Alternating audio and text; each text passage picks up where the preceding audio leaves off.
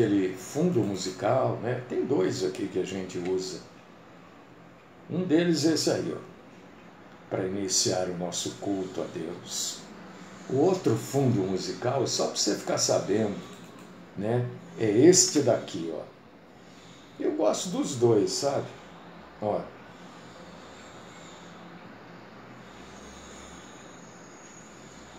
Hoje nós vamos iniciar com esse daí, que eu gosto muito desse fundo musical, acho muito legal, muito bacana. E a gente inicia o nosso culto a Deus com oração. Antes da oração, deixa eu falar uma coisa para você. Eu vou falar depois, assim o pessoal vai chegando, a gente ora, depois eu falo. Senhor nosso Deus e nosso Pai, eterno, maravilhoso, grande, poderoso, Senhor da glória, louvado, glorificado, exaltado, engrandecido, digno, só o Senhor é digno. Digno de quê? De ser adorado, de ser cultuado. E nós te adoramos e te cultuamos aqui diariamente, Senhor, porque reconhecemos o quanto o Senhor é maravilhoso, quanto o Senhor é bom, cheio de graça. Senhor, tem coisas que a gente não entende. Não entendemos. Às vezes o Senhor permite determinadas situações nas nossas vidas e a gente não consegue entender por quê. Mas o Senhor tem os seus motivos, né? Nós não sabemos, não conhecemos. Eu creio que nem temos capacidade para conhecer isso tudo. Mas a gente continua confiando no Senhor. Continuamos com a nossa confiança toda depositada no Senhor. Grande confiança, pequena confiança, média confiança, mas é só no Senhor. Nós não dividimos a nossa confiança com nada, nem com ninguém, porque cremos que o Senhor é suficiente para resolver toda e qualquer situação. Agradecemos profundamente por esse dia, por essa quinta-feira, mesmo não sabendo o que vai acontecer. Ninguém sabe. Pode ser até que não aconteça nada de extraordinário, né? Mas a gente confia no Senhor, porque sabemos que tudo coopera, colabora para o bem daqueles que amam o Senhor e estão debaixo da tua santa graça. Aceita-nos nesta manhã, Senhor, como adoradores do Senhor. A gente se juntou, a gente se reuniu aqui para te adorar. Por isso que nós estamos aqui. Então recebe-nos como adoradores, fala conosco, livra-nos, Senhor, da mentira. Nenhum de nós aqui quer mentir. Livra-nos dos mentirosos, dos enganadores, daqueles que fingem não saber. Esta é minha oração, Senhor.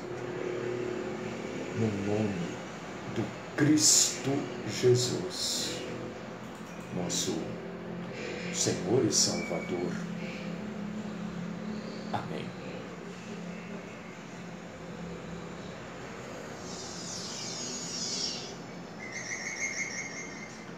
Bom, eu já falei para vocês que estão mexendo aqui em cima, né? Porque está com vazamento aqui, enfim. Então pode ser que a gente tenha que aguentar aí uma barulheira, viu? Porque estavam batendo aqui de manhã. Estão, na verdade, tentando descobrir da onde vem o vazamento, né? Enfim, eu só estou avisando que se tiver barulho, e é bem possível que haja, não tem outro jeito. Ou a gente não faz o culto, ou a gente tenta ir fazendo, né? Eu estou preferindo tentar ir fazendo. Eu estou trancado aqui, tenho um senhor aqui mexendo aqui do lado, né? Falei para ele, fica à vontade. Mas se eu fizer barulho, faça. Se precisar fazer, faça. Eu me viro. Então eu estou avisando vocês, né? Outra coisa que eu quero falar para vocês, que me é muito importante. Você que tem um bom número de pessoas que nos acompanham pelo YouTube, né? Coloca lá o seu comentário. Eu leio os comentários e dependendo do que a pessoa fala, eu respondo para ela. Né? Se a pessoa coloca lá amém, eu vou responder o quê? Nada, né? Amém, amém, né? Mas coloque o seu comentário lá no YouTube, viu? E faz parte, né? Dê lá o seu ok, ou não gostei também, não gostei. E coloca lá, não gostei, escreve. É muito legal quando todos os dias eu publico daquele dia, eu vejo às vezes 1, 2 comentários, tão pouquinho, né? Mas comente, dê lá o tal do joinha. Por que que esse joinha é importante? Porque quanto mais joinha tiver, mais o YouTube divulga graciosamente o vídeo. E aí mais pessoas podem ouvir a palavra de Deus. É isso. Tá? Outra coisa, irmãos, hoje é dia 6, se puder nos ajudar aí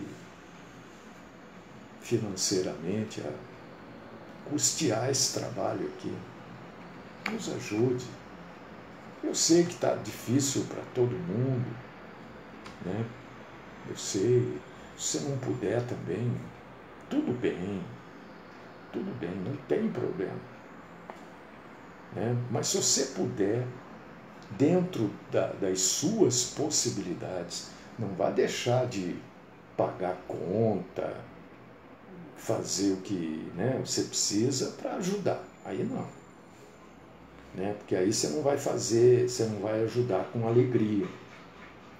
E aqui em Coríntios diz que nós devemos ajudar com alegria. Alegre, porque está ajudando. Tá? Você está ajudando a eu continuar proclamando a palavra de Deus. E esta é a ajuda. E eu preciso pagar essas coisas aqui. Né? Fazer o quê? E eu não tenho condição. Então, se eu tivesse, não pediria, não. Teria a maior alegria. Aliás, eu pago. Porque a ajuda que a gente recebe, eu não estou reclamando, estou apenas esclarecendo. É pouco, eu não consigo, com a ajuda que a gente recebe, custear esse trabalho aqui, ó. Entendeu? Eu não consigo. Então eu acabo colocando. Não tem jeito. Bom, não vou ficar aqui reclamando da vida. Né? Mas se você puder ajudar, se você já souber, ajude. Se você não sabe, eu quero ajudar, manda um zap para mim. Olha, eu quero ajudar, como é que eu faço? Né? Eu mando para você. Mas por que você não Porque isso aqui não é um negócio comercial. Isso aqui não é comércio. Entendeu? Eu estou pedindo ajuda para que eu possa continuar e, se possível, fazer melhor ainda. Tá bom? É isso. Chega, vamos trabalhar, porque senão a gente fica só um papo aqui. Você tinha outra coisa para falar?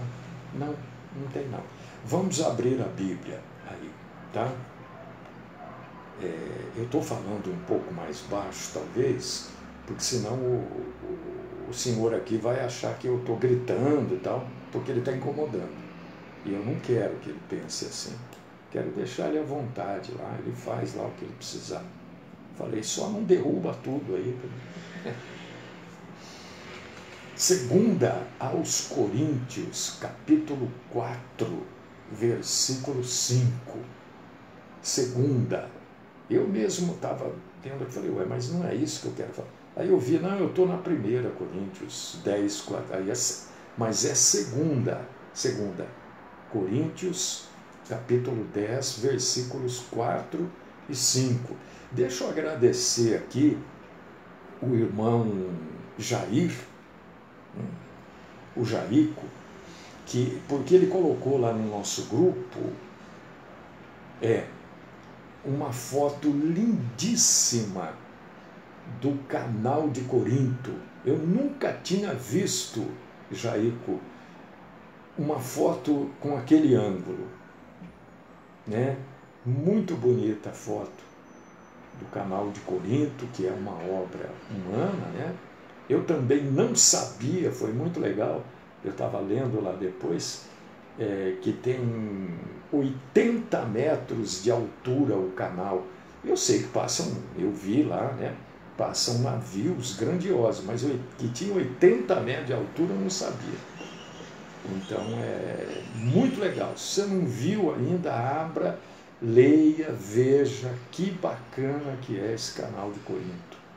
Viu? É muito legal. Eu estive lá, vi, fiquei num lugar lá onde os navios passavam por bar. Muito bonito. Agradeço, porque conhecendo um pouquinho mais de Corinto, que é uma cidade marítima, né? Porque ela está no meio de dois mares, que eu nunca lembro o nome. Acho que o Edgar já colocou umas 50 vezes isso para mim e eu não lembro os nomes. E então a gente entende um pouco melhor por que Paulo explicou algumas coisas, né? É muito interessante. Saber para quem está sendo escrito aquilo nos faz entender melhor a Bíblia, né? Abriu aí 2 Coríntios, capítulo 10, versículos 4 e 5. Vamos ler. Vamos ler. 2 Coríntios 10, 4 e 5.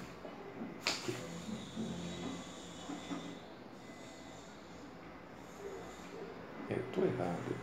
É 10, 4 e 5. Estou vendo que o que eu estou vendo aqui não é. Está aqui. Porque você sabe que a fé vem de ouvir a palavra de Cristo, né? Se você não ouvir a palavra, se você não ler a palavra, a fé não se sustenta. Porque qualquer coisinha vai derrubar a sua fé. Qualquer coisinha vai trazer dúvida. Olha o que está escrito. Se lê comigo, ótimo. Se não puder ler, você ouve. Porque as armas da nossa milícia não são carnais, e sim poderosas em Deus, para destruir as fortalezas, anulando nós sofismas e toda altivez que se levante contra o conhecimento de Deus, e levando cativo todo pensamento à obediência de Cristo.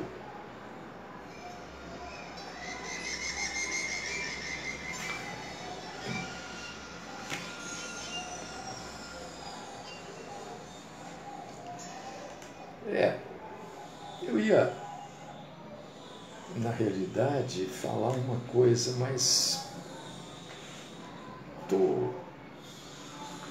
estou sentindo aqui comigo, e não é sentindo no meu coração, porque o coração do homem é extremamente enganoso, mas eu estou sentindo assim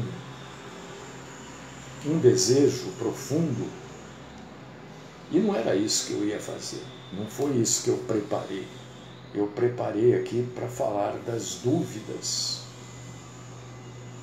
mas eu estou sendo impelido,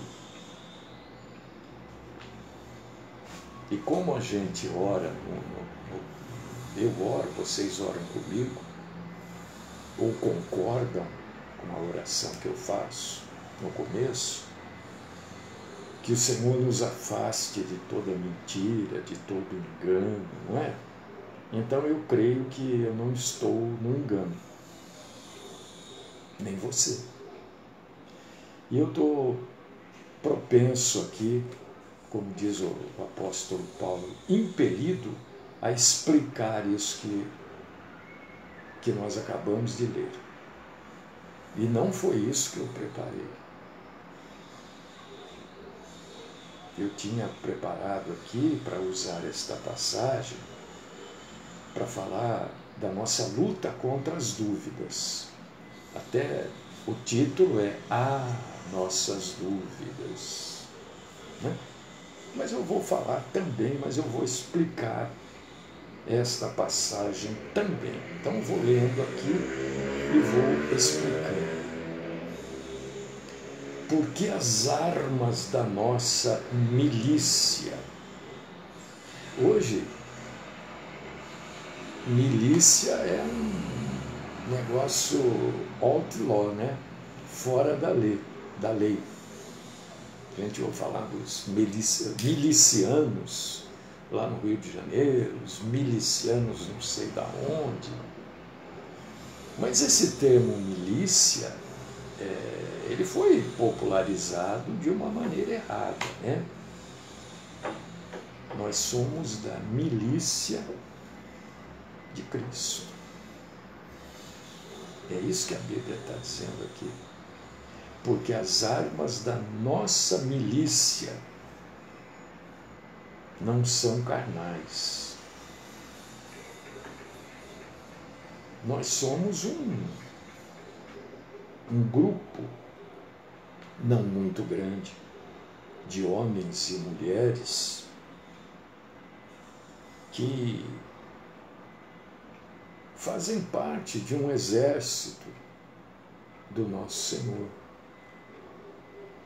E para que serve este exército? Esse exército não é para jogar bomba. Esse exército não é um exército de pessoas com baionetas, fuzis. Este exército é um exército de pessoas que proclamam a palavra contra a mentira, para que outras pessoas sejam salvas. A nossa guerra, este exército, não é para aniquilar ninguém. É para tirar a pessoa do aniquilamento que ela se encontra, um aniquilamento espiritual, e trazê-la para a graça da glória do Senhor. É por causa disso que nós fazemos parte de uma milícia. Um pequenino exército, não é grande, nunca foi grande. Você vai falar, como nunca foi grande? Nunca foi. O nosso exército é pequeno. Não, pastor, mas não. O próprio Senhor Jesus explica isso para a gente quando ele diz assim: muitos são chamados, mas poucos são escolhidos, poucos resistem até o fim. A maioria se entrega a coisas como dinheiro, conforto, luxo. A maioria se entrega a isso porque vê na pregação do Evangelho a possibilidade de ter isso e diz assim, se não fosse o Evangelho eu nunca teria. Mas não é para isso que a gente é chamado. A gente é chamado para ser um soldado, um miliciano. Uma milícia não é um exército oficial. Nós somos do exército de Cristo. Então é isso que está dizendo aqui, ó. As armas da nossa milícia não são carnais. Não é, sabe, canhão, metralhadora, granada, não é nada disso, não. E a nossa luta é terrível, porque a gente tem que destruir fortalezas. Às vezes a gente tem uma fortaleza dentro da casa da gente. E é uma luta de vida para destruir aquela fortaleza e você não consegue. Talvez porque estejamos com a tática errada. Eu estou usando termos militares, né? Tática é um termo militar, porque nós estamos falando aqui de uma milícia, de um pequeno exército. Às vezes a gente está usando uma tática errada. Às vezes a gente está batendo em ferro frio. Você sabe que bater em ferro frio, você só se cansa, né? Mas você não consegue fazer do ferro aquilo que você realmente não consegue dar forma nele quando ele está frio. Você tem que esquentar ele, encandecer ele, para você poder dar forma. E quem faz isso não somos nós. Não somos nós. Não somos nós. É Deus que faz isso. É Ele. Por causa disso, que fogo na Bíblia, eu falo aqui várias vezes, é juízo, né? Essas pessoas aí incautas, manda fogo, se fogo é juízo. Uma hora pede misericórdia que Deus já deu, outra hora pede compaixão, outra hora pede para mandar fogo. É que Deus não se confunde, né? Mas se isso fosse com um ser humano, a gente falava, bom, o que você quer? Você quer uma coisa ou outra? Então Paulo usa termos, cidades de pequeno, médio, tinham as fortalezas, né, em volta, porque essas cidades não temos, Edgar, nós não temos realmente nenhum poder de convencimento. E nós não temos que convencer. Eu, às vezes, aqui, eu tento convencer as pessoas da verdade. Eu erro, eu peco, eu sei disso. Penso que depois termina o programa, eu fico tentando convencer. Mas é o desejo profundo que a gente tem que as pessoas conheçam a verdade. Mas quem convence não sou eu. Quem convence, como o nosso irmão Edgar escreve, é Deus que convence. E segundo a própria Bíblia, Deus usa o seu santíssimo seu santíssimo Espírito para o convencimento. Mas nós temos desejo que as pessoas entendam. E eu me esforço aqui para você entender, para você compreender. Porque se a gente sabe que está em pecado, continua, nós estamos deliberadamente nos afundando. Nós estamos deliberadamente cavando um buraco para a gente ficar dentro dele. Entenderam? É isso que está dizendo aqui. É isso. Então, essas fortalezas, por exemplo, elas ficavam cercando a cidade, né? Quando você lê lá sobre os muros de Jericó, era uma fortaleza. Por causa disso que Paulo usa esse termo aqui, né, da sua época, que o nosso trabalho é destruir fortaleza. Ele está usando algo que ele conhecia muito bem naquela época, as fortalezas. Só que tem um problema, como tudo nesta vida, né? Tem um problema, um negócio chamado sofisma. Você sabe o que é um sofisma?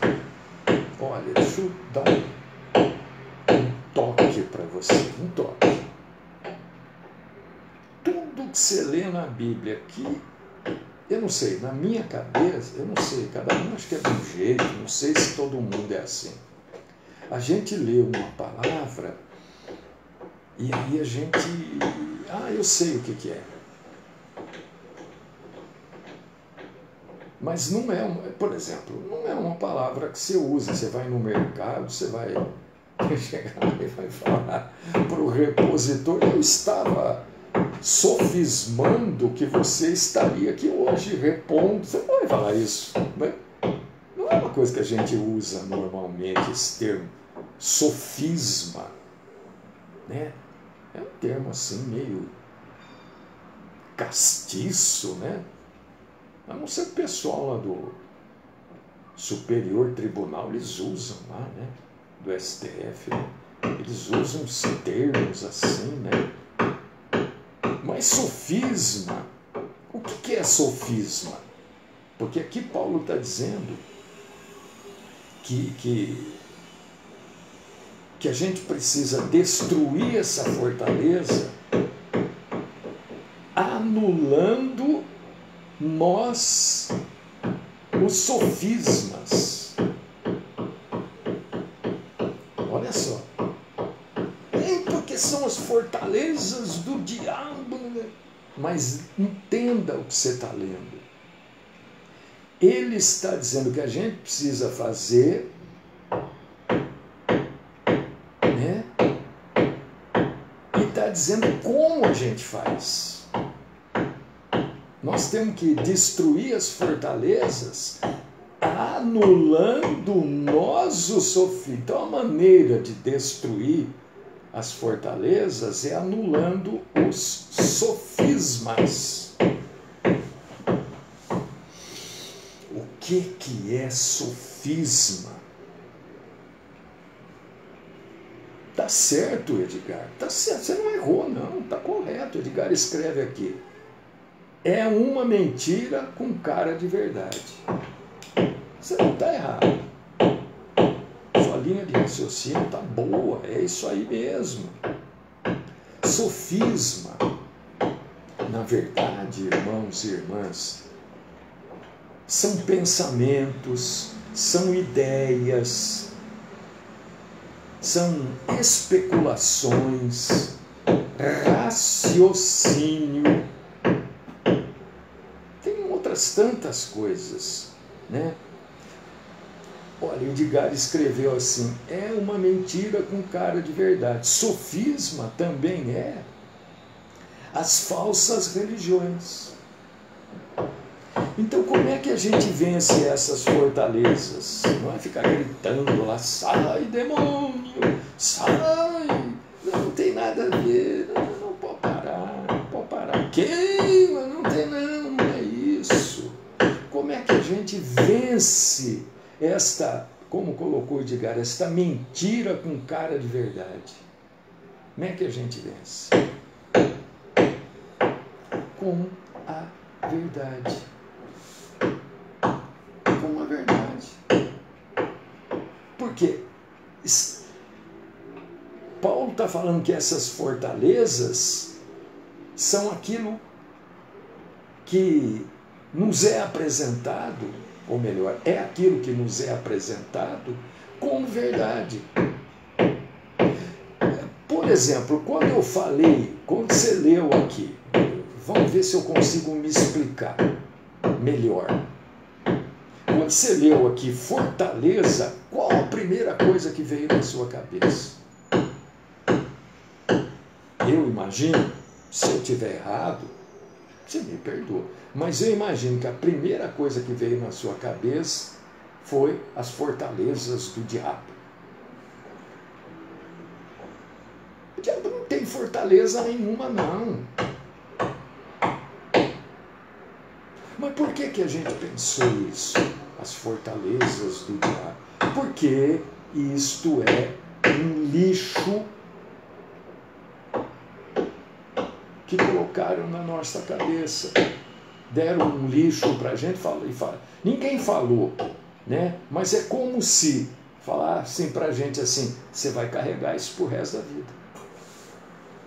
Falou em fortaleza, coisas do diabo. Coisas do diabo.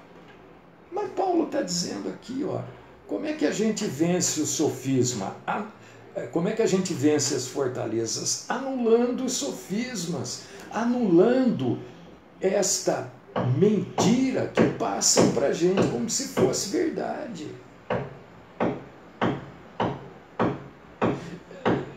Por exemplo, hoje, eu vou trazer um exemplo, eu não sei se é um bom exemplo, mas hoje essa confusão sexual sobre a sexualidade, confusão em que sentido? Que a gente nunca sabe se é homem, se é mulher. Agora tem pastor gay dizendo que Jesus, entendeu? Isso tudo é mentira. Isso tudo faz parte de uma fortaleza. E como é que a gente anula? Como é que nós, da milícia do Senhor, anulamos isso? Com a verdade. Qual que é a verdade? O que Deus criou? Homem, mulher. Mas onde eu estava? Eu estou só trazendo um exemplo para que todo mundo entenda. Mas não é só isso, são tantas coisas, são tantas mentiras, são tantas coisas que vão fazendo com que a gente veja isso como coisa comum. Coisa comum. E isto vai arrastando as pessoas para essa fortaleza que nós mesmos vamos criando. Porque o correto é correto. Não é porque todo mundo acha que é certo. Não, é normal. Normal, coisa nenhuma. Não é normal. Não, mas eu li ontem. Eu vi um vídeo, eu nem entrei assim para. Não fiquei vendo, porque eu já sei que eu já discordei. A mãe dizendo que estava não sei o quê, com uma criança, acho que era 7 ou 9 anos, eu não me lembro exatamente, e a transição sexual, era isso, foi o termo que ela usou, que essa criança desde os 7 ou dos 5 já tinha mostrado que precisava passar por uma transição sexual. Não existe isso. Se essa criança, biblicamente falando, eu não estou falando aqui a nível de psicologia, nada, estou falando biblicamente. E estou tentando aqui explicar o que são fortalezas.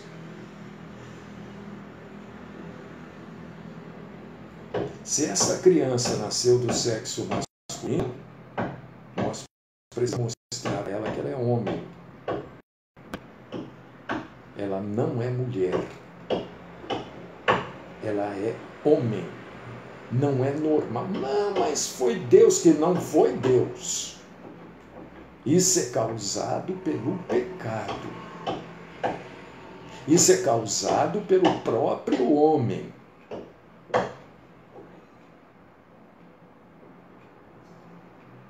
E você vê como... E a prova do que eu estou falando, eu não estou criticando, eu estou trazendo a palavra de Deus, porque hoje a gente precisa tomar esta é a percepção da igreja. Eu já falei, não fique esperando que vai ficar um exército armado para falar. Não, isso pode ser que aconteça aqui, acolá, mas a perseguição da igreja é você não poder falar a verdade.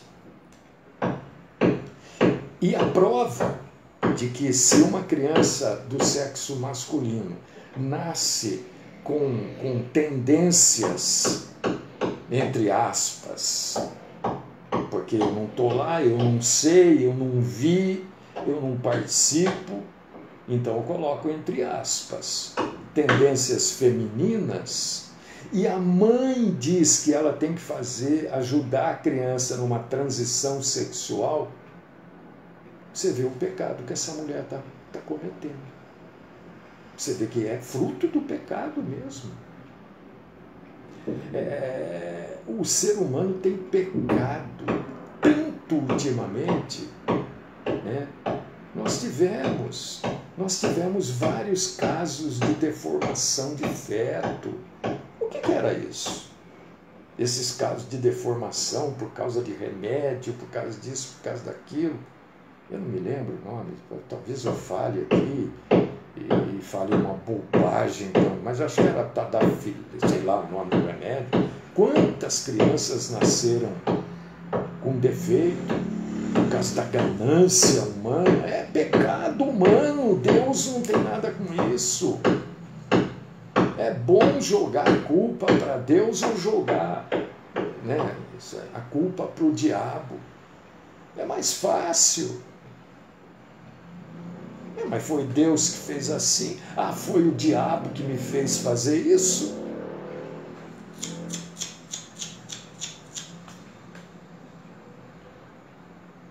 Deus não erra.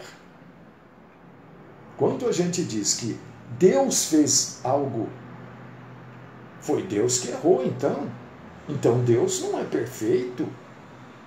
É taladomida. Obrigado, Jairo. Eu ia falar tadalafila, sei lá. Mas você vê que não está tão ruim na minha cabeça, né? É o homem. É o homem na sua ganância. A gente não pode, a gente precisa começar a assumir os nossos erros. Quando a gente erra, dizer, eu errei.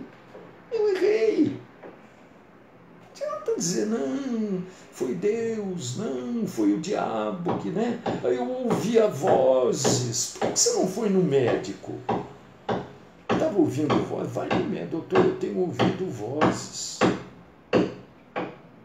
O médico vai questionar você, vai querer saber se o seu problema é físico, se o seu problema é psíquico.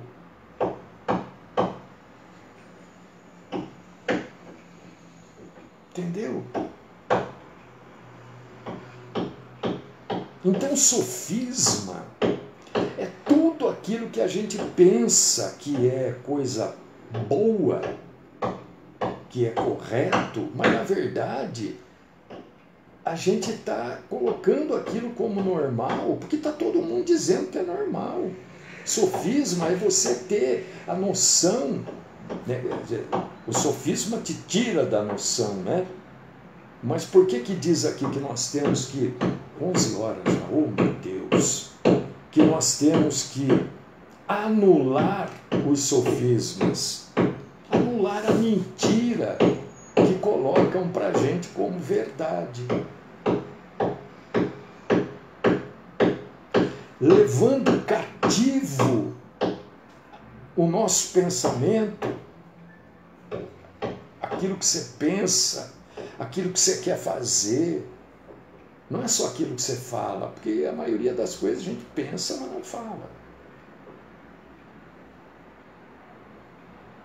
Tem. Brasília vive é formada por sofismáticos, tá? Então a gente tem que fazer o quê? Levar cativo, controlado, preso no controle os nossos pensamentos. E como é que eu prendo, levo cativo, controlado o meu pensamento? Quando eu obedeço a Cristo. Aí eu não dou asas para que os sofismas façam parte da minha vida. Porque a minha obediência a Cristo vai anular as fortalezas do sofisma. É isso que Paulo está dizendo aqui. E que Deus continue falando com você, meu irmão, minha irmã.